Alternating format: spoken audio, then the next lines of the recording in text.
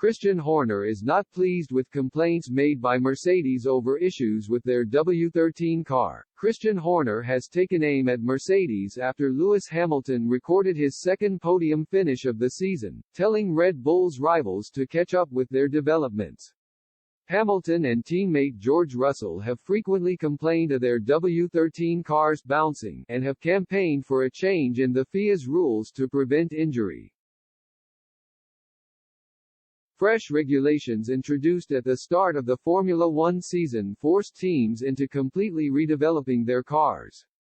Mercedes have found it tougher than others, and their two drivers have struggled with porpoising. Last week, the FIA announced a series of measures to prevent the bouncing in the interests of safety. It came after other teams also spoke of experiencing the phenomenon in the new generation of cars. But Horner, whose Red Bull drivers have not had as much trouble with their cars, feels that Mercedes simply need to catch up with their redevelopments.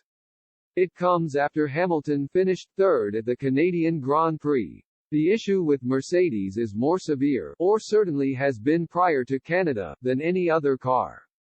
That surely is down to the team. That's within their control to deal with that, if it's not affecting others, Horner said after Red Bull's Max Verstappen recorded another win to extend his lead in the World Drivers' Championship. I know it was said other drivers have been complaining.